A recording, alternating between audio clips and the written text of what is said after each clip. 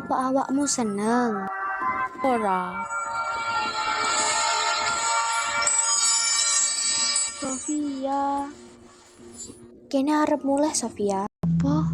Kenapa? Ini gak seneng ning pesta iki. Tapi miturutku powamu wis kaya putri. Bajur pewarta apike bae sarang ngisi-ngisini aku. Kene ngisi-ngisini awakmu. Sofia, sepurane nek kene kakan ngomong lan guyu kebantaran gawe batur konglomeratmu. Nanging kene enten seneng ngomong lan guyu. Iya. Nek kuwi dadi masalah karo awakmu amarga saiki kowe putri. Sakjane kene gak usah baturan maneh.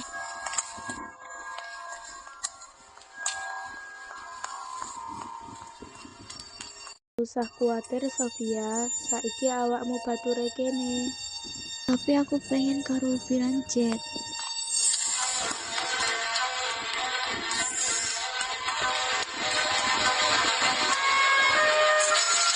Ruby, Jet.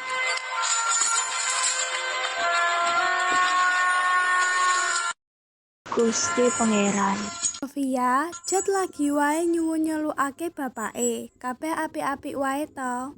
Kula kepengin Ruby lan Jet saged tumindak kados putri. Kula kepengin biyantu, nanging Ruby lan Jet malah kuciwa. Nanging miturut ibu, sing kudune tumindak luwih wicaksana iku awakmu. Kula Dadi putri sejati iku kudu ngerti kepriye carane tumindak marang wong liya, Sofia. Lan nek wong iku kancamu, kowe kudu nerima cah kuwi apa anane.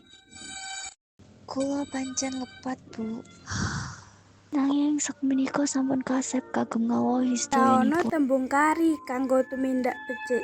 Njaluk sepura iku tumindak sing apik kanggo miwiti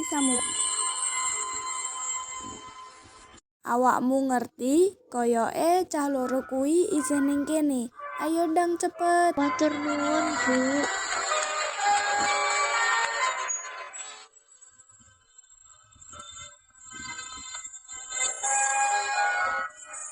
Ruby, Jet, enteni.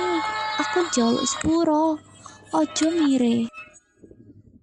Jaremu kene ngisin-ngisini awakmu. Kowe gak ngisi-ngisini aku.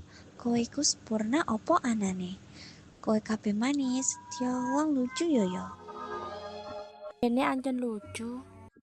Kowe kabeh yo kanca reketku sing paling apik. Sepurane tumindakku bengi iki. Lan aku kepingin kowe kabeh maringi aku wewengan. Mbah ya. Kene iso nggih pestane kene dhewe. Kaya sing anggere kene gae. Piye? Mok kene wong telu wae.